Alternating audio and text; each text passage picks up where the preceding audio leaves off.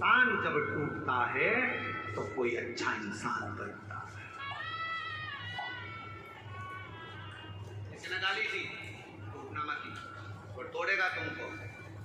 गाली दिए, अपशब्द कहा, ताने दिए, बहुत आड़ा टेढ़ा बोला, खूब बददुआ दी, खूब श्राप दिए, खूब आड़ा टेढ़ा बोला, वो आपको तोड़ रहा है। और जब जब टूटा है तब तब कुछ ना कुछ बना है, कुछ ना कुछ। अगर कोई तुम्हें तोड़ रहा है तो चिंता ना करना, अपशब्द कर रहा है चिंता ना करना, गाली दे रहा है चिंता ना करना, ताने दे रहा है चिंता ना करना। तुम जब अंदर से टूट जाओगे, टूटने के बाद जब कुछ बनोगे, निखरोगे, तो दुनिया उस चमक को देखकर स्तुत रह जाएगी कि इतना चमकता है टूटने के बाद। सास ने गाली दे दी, तुमने पलटकर जवाब दे दिया, उत्तमता नहीं है। बहू ने अपशब्द कहा तो सास ने पलटकर जवाब दे दिया, उत्तमता नहीं है। इस मामले में श्रीमद् भागवत को पढ़ना चाहिए।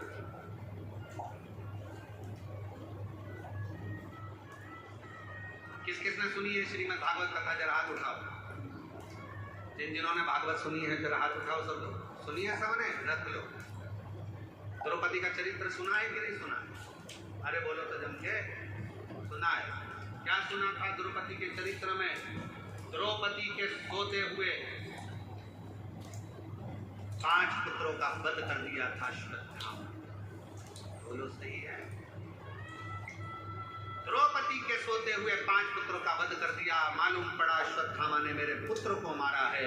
रो पड़ी, चीख पड़ी द्रौपदी, आवाज लगा रही, स्वामी स्वामी स्वामी। पति द्वारकाधीश के चरणों में चरण दबा रहे थे। आवाज पहुंची द्वारकानाथ के पास। द्वारकानाथ ने कहा, अरे भीम भाग कर जा, अर्जुन जल्दी भाग कर जा, द्रौपदी चिल्ला रही है। भीम ने कहा, अर्जुन ने कहा कि हम आपका चरण सेवा छोड़ दें? हाँ हाँ, जाओ जल्दी से जाकर देखो क्यों रो रही है, क्यों चिल्ला रही है। जाकर सूचना मिली कि द्रौपदी के रोने का कारण इतना था कि द्रौपदी के 5 पुत्र जो सो रहे थे पलंग पर, उसको अश्वत्थामा ने काट दिया, सींच काट दिया, मार दिया। भीम अर्जुन ने कहा, क्या हुआ द्रौपदी? मेरे पुत्रों को मारा गया है। भीम अर्जुन दौड़ कर गए, अश्वत्थामा को पकड़ कर लेकर आए, द्रौपदी के सामने लाकर खड़ा कर दिया। हाथ में तलवार दे दी द्रौपदी के, ले द्रौपदी तलवार, इसने तेरे 5 पुत्रों को मारा है तो इसका शीश कर।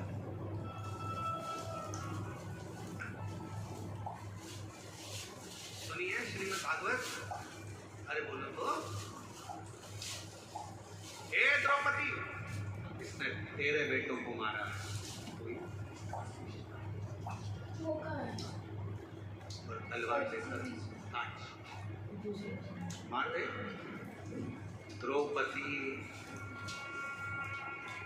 तलवार को नीचे फेंक। द्रौपदी ने तलवार को नीचे फेंका और तलवार को नीचे फेंक कर द्रौपदी ने भीम से कहा, क्या कह रहे हो? अश्वत्थामा को मार दो? हाँ, ये मेरे गुरु का पुत्र है। तो क्या हुआ?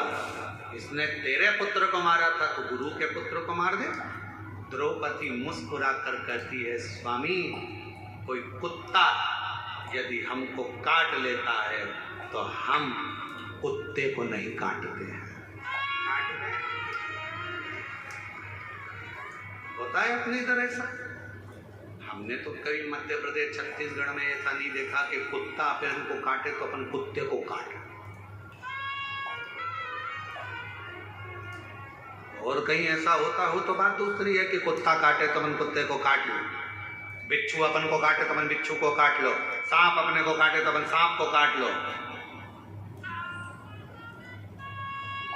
ये हमारा सनातन धर्म नहीं सिखाता, ये मेरा शंकर की कथा नहीं सिखाती कि कोई कुत्ता यदि हमको काटे तो हम कुत्ते को काटें। ये श्रेष्ठता नहीं है। शिव महापुराण की कथा कहती है, कोई अपशब्द कहे, कोई ताने दे, कोई गाली दे, कोई आड़ा टेढ़ा बोले, उस समय पर द्रौपदी जैसा विचार रखना, तलवार को नीचे पटक देना और कह देना कि समय आएगा सब बताएगा, इसके मस्तक पर लगी हुई मणि को निकाल लो। भीम ने अश्वत्थामा के मस्तक की मणि को निकाल लिया। अश्वत्थामा के सिर पर घाव हो गया।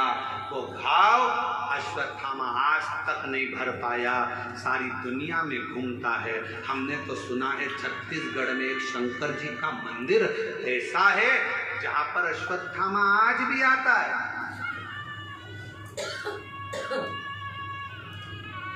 छत्तीसगढ़ की भूमि पर एक शिव का मंदिर ऐसा है जो पहाड़ों पर, पर्वतों पर, अमरनाथ केदारनाथ जैसा पहाड़ों के मध्य में है, और वहां आज भी अश्वत्थामा आता है और वहां के दियों का घी लेकर अपने मस्तक पर लगाता है। जरा विचार करिएगा, जो घाव अश्वत्थामा के मस्तक पर हुआ वो आज तक नहीं भराया।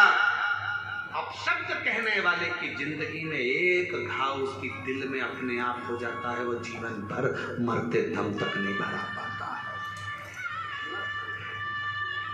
काटे, आप कुत्ते को मत काटना। अब शब्द कहने वाले से शब्द ना कहिए, गाली देने वाले को गाली ना दीजिए, आड़ा टेढ़ा बोलने वाले को आड़ा टेढ़ा ना कहिए, थोड़ा धैर्य रखिए।